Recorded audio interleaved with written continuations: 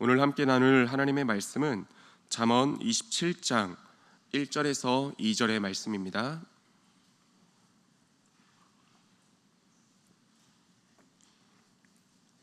잠언 27장 1절에서 2절의 말씀을 우리 함께 봉독하도록 하겠습니다.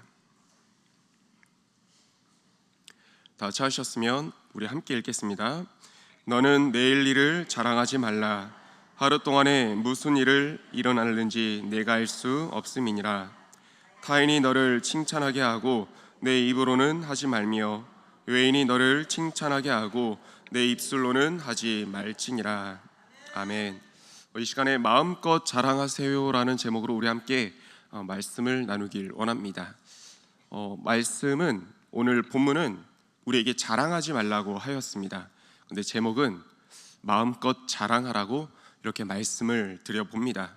우리 사랑하는 성도님들, 이 시대에 우리들이 살아가는 삶, 어떤 시대이고 어떤 삶입니까?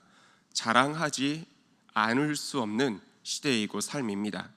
왜 그렇게 생각을 했냐면요, 우리는 하나님 말씀에 비추어서 자랑을 하지 않으려고 해도 우리가 속한 이 시대에 우리가 만나는 사람들이 만나면 무엇을 하곤 합니까? 자랑을 하곤 합니다. 무엇을 자랑합니까? 자녀손들을 자랑하곤 합니다. 사랑스러운 자녀에 대해서 자녀의 그 앞길들에 대해서 자랑하곤 합니다. 또 손주의 그 사랑스러움에 대해서 자랑하곤 합니다. 그리고 내가 가지고 있는 물질에 대해서 자랑도 하고 내게 있는 명예, 지위, 그 주어진 축복된 일들에 대해서 자랑을 하곤 합니다. 이렇게 우리가 만나는 이들이 우리가 속한 이 시대의 삶 가운데서 자랑이 넘쳐나다 보니 우리들 또한 어떻습니까? 자랑하지 않고 있으면 왠지 못난 사람처럼 여겨지곤 합니다. 그래서 자랑 안 하기가 참 어려운 시대이고 우리의 삶인 것 같습니다. 그런데 하나님은 분명하게 말씀하십니다. 자랑하지 말라고요. 오늘 말씀을 통해서 오늘 말씀대로 자랑하지 않으며 반대로 마음껏 자랑하는 우리들의 삶이 되기를 소망하며 축복합니다. 우리 성도님들, 무엇을 자랑하고 아까 말씀드렸던 그 모든 것의 공통점은 무엇입니까? 저는 이렇게 생각을 했습니다. 사랑이라고요. 자녀에 대한 자랑, 손주에 대한 자랑, 내가 가진 것들에 대한 자랑, 공통점이 있다면 사랑이겠죠.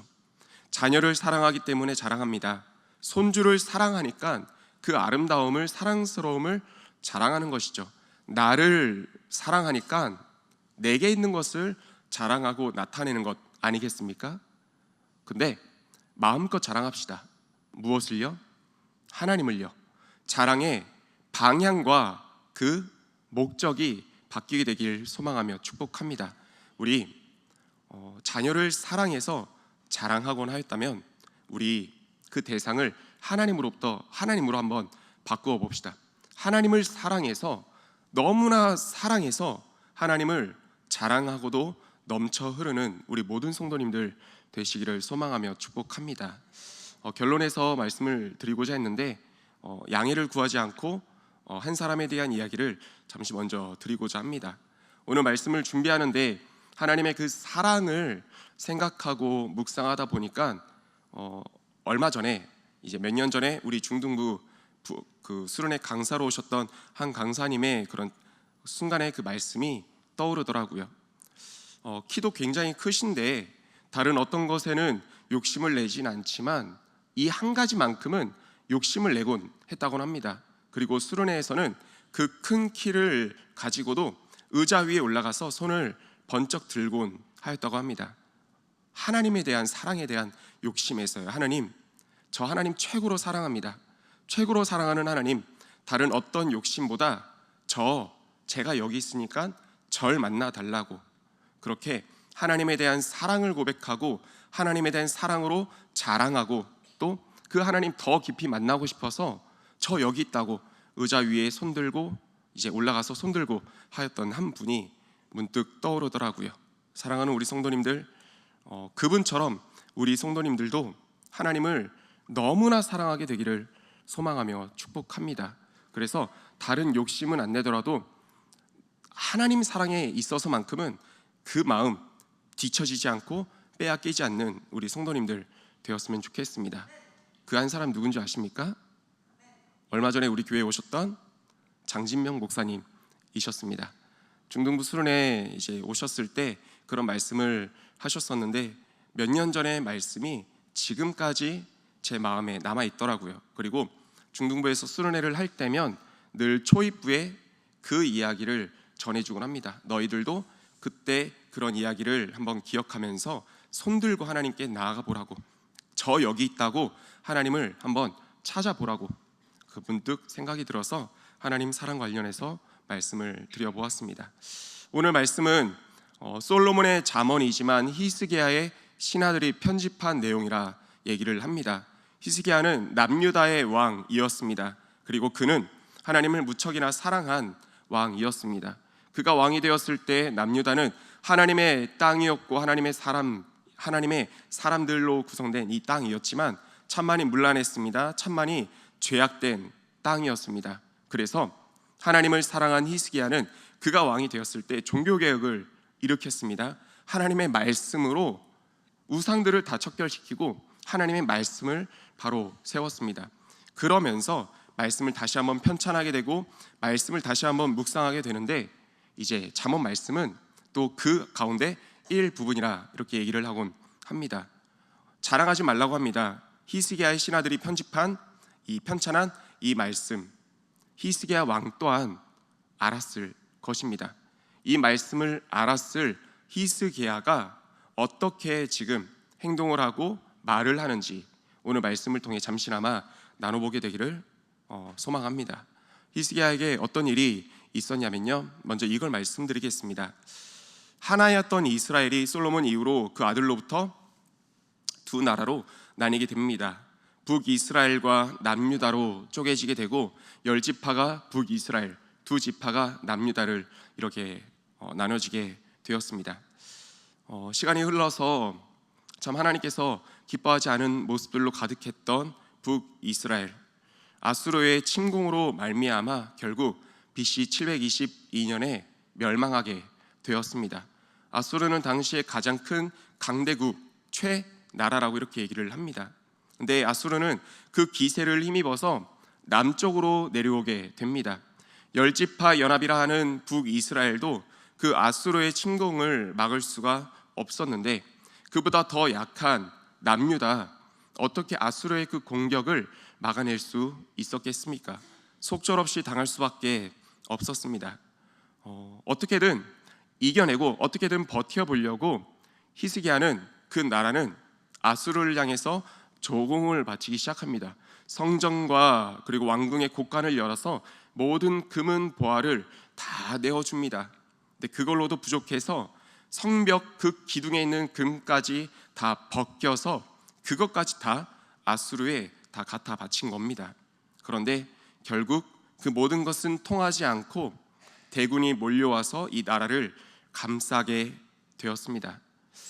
모든 이제 기회가 또 살 소망이 끊어졌습니다. 어디까지 갔냐면 먹을 것이 떨어져서 대변과 소변을 먹는 그 지경에까지 가게 되었습니다. 어떻게 살아날 방도가 있겠습니까? 그때 한 길은 열려 있었더라고요. 모든 길이 막혔고 모든 것이 막막한 그 상황 가운데서 히스기야에게 한 길이 있었으니 그 길은 하나님이었습니다. 그래서 그 하나님을 향해서 기도하기 시작합니다. 기도했더니 하나님께서 그 아수르의 군사를 한밤중에 다 몰살하였다. 성경은 기록을 하고 있습니다. 정확히 기록을 합니다. 그 대군이 18만 5천 명이었는데 하나님께서 그의 사자를 보내어서 한밤중에 몰살하였더라고요. 누가 하셨습니까? 하나님께서 하셨습니다. 도저히 길이 없고 방법이 없는 그 상황 가운데서 하나님께서 승리를 허락하신 것입니다. 이걸 먼저 기억합시다. 그리고 시간이 지나서 비어져 있던 곳간이 아수르의 멸망으로 빼앗겼던 그 모든 예물과 금은 보화들을 되찾게 되었습니다. 다시 한번 남유다 그 곳간에 그 창고에 채워 넣을 수 있게 되었습니다. 그런데 히스기야가 병들게 되었습니다. 하나님께서는 이사야 선지자를 통해 너가 올라간 침상에서 내려오지 못할 것이라고 예언을 합니다. 절망적인 상황 아닙니까? 이제 뭔가 해보려고 하는데 병들었다는 겁니다. 죽게 된다는 것입니다. 여전히 어떤 의학을 써도 살아날 수 없는 그 상황 가운데서 히스기야는 다시 한번 하나님께 엎드립니다. 기도합니다. 그리고 그 기도의 응답을 받게 되었습니다.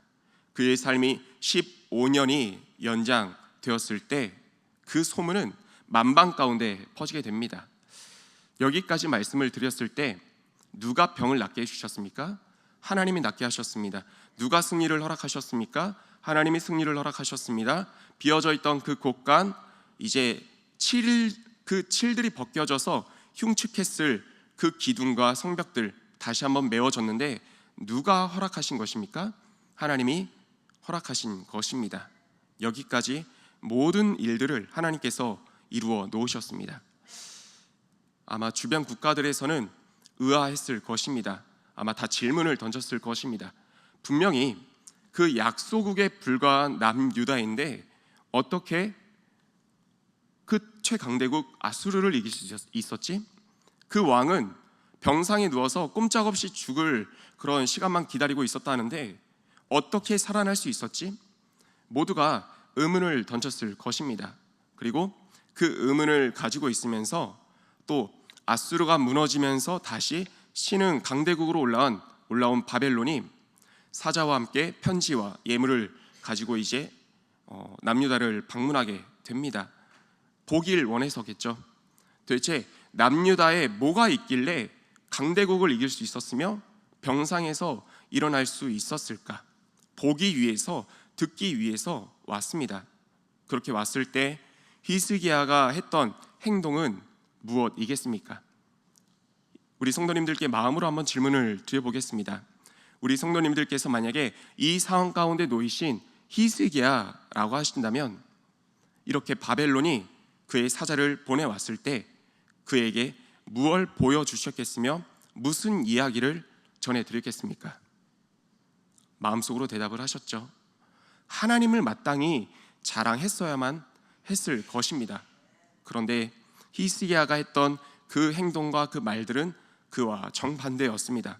그는 그의 곳간을 열어서 그가 가진 모든 것을, 나라가 가진 것을 보여주었습니다. 그가 가진 군사력을 보여주었습니다.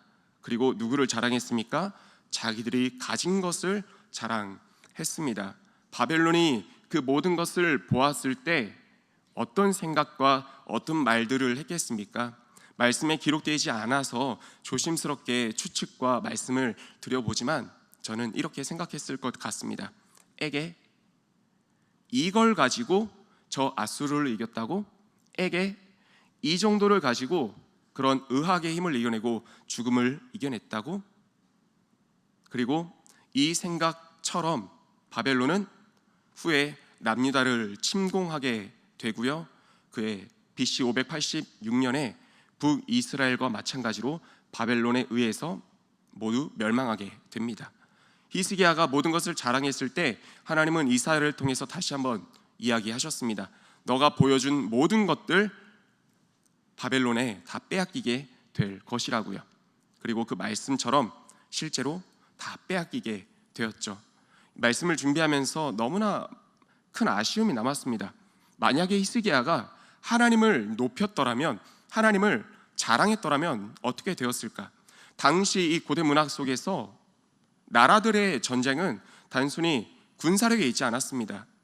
그들의 전쟁은 신들의 전쟁으로 치부하던 그 시대였습니다.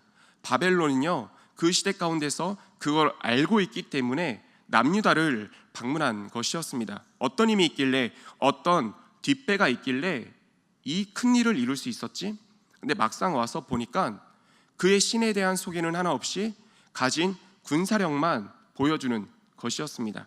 만약에 히스기야가 하나님을 소개했더라면 신들의 전쟁이 난무했던 그 시대 가운데서 바벨론은 하나님을 인정할 수밖에 없었을 것입니다. 바벨론은 하나님 이름 앞에 엎드릴 수밖에 없었을 것입니다. 왜요? 눈으로 보게 하였으니까요. 말도 안 되는 승리를 일으킨 그 신이 누군지, 그게 하나님인 줄 보게 되었으니까요. 하지만 히스기야가 그걸 놓친 것입니다.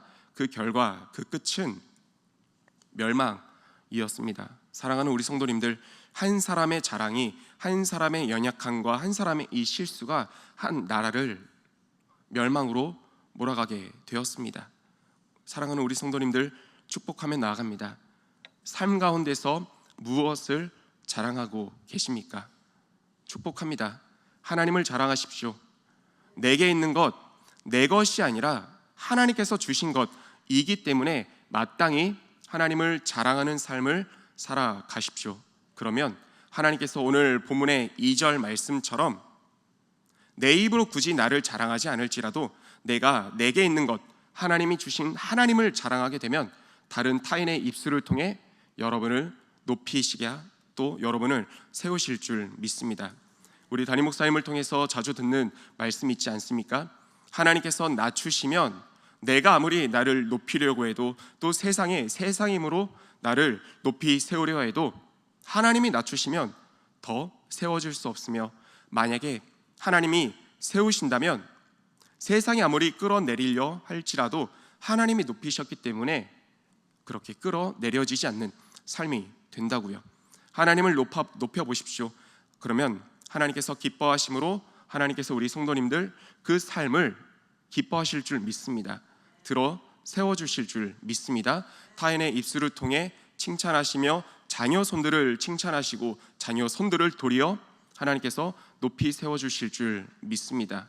그 말씀의 근거로 신약 말씀을 통해 하나만 보고 마치도록 하겠습니다. 베드로가 뭐 잘난 게 있었습니까? 사실상 그는 아무것도 내세울 게 없었습니다. 하지만 후에 가서 그에 대한 기록은 많이 생기게 됩니다. 그런데 그 기록들에 남은 그 이유, 오늘날까지도 우리가 베드로를 기억할 수 있는 그 이유 무엇입니까? 베드로가 병든 자를 낫게 했을 때 수많은 사람들이 베드로를 주목했습니다. 하지만 그때 베드로는 옷을 찢으면서 울부짖으며 소리칩니다. 왜 우리를 주목하느냐고. 우리를 통해 일하시고 역사하신 하나님을 보고 예수 그리스도를 보아야지 왜 우리를 주목하느냐고. 나를 낮추고 하나님을 높였을 때 그 결과 어떻게 되었습니까? 하나님이 베드로를 쓰시더라고요. 그 이후로도 쓰시고 오늘날까지 그 이름을 기록해 놓으셨더라고요. 사도 바울이 얼마나 자랑할 게 많은 사람이었습니까? 스스로도 고백합니다. 나는 유대인이고 나는 길리기아 다소, 로마 시민권을 가진 사람이고 당시 최고의 학파, 문파라고 하는 길리기아 가말리엘 그 문화에서 학문을 배웠다고 그렇게 얘기를 합니다. 또 바리새인이라고 자랑을 합니다.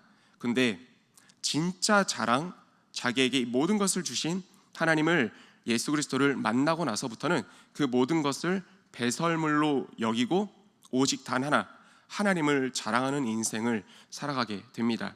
나의 나된 것은 다 하나님의 은혜라고 고린도전서 15장을 통해 또 고백하곤 합니다. 나를 감췄을 때, 나를 낮췄을 때 하나님은 사도 바울을 들어 사용하시고요. 신약 성경 절반에 이르는 그 방대한 그 능력의 말씀을 또 사도 바울을 통해 집필하게 하십니다. 그리고 우리 예수님 한 분을 더 소개합니다. 우리 예수님이야말로 참 자랑할 것 많은 분 아니었습니까? 근데 우리 예수님께서 스스로를 자랑하고 나타낸 본문은 보지 못하셨을 것입니다. 언제나 그의 능력과 그의 기적과 기사 후에는 한마디가 있습니다. 하나님께서 하셨다고요. 하나님이 하셨음을 자랑하니까 하나님이 그를 높이시더라고요. 그를 세계 만방 모든 무릎이 그 이름 앞에 꿇게 하시더라고요. 우리 성도님들 어떤 자랑을 하며 살아가시겠습니까? 나를 자랑해서 내게 있는 것을 내 것이라 여기고 내 것으로 자랑해서 구약의 사울처럼 하나님께 버림받는 인생, 히스기야처럼 한 나라를 멸망으로 이끌어가는 그런 인생 삶 되겠습니까? 아니면 하나님을 지극히 높여서 다윗처럼 또 베드로처럼 우리 예수님처럼 하나님으로 말미암아 다시금 세워지고 높아지는 인생, 우리 가정을 살리는 그런 삶 되시겠습니까? 소망하며 축복합니다. 하나님을 마음껏 자랑하십시오.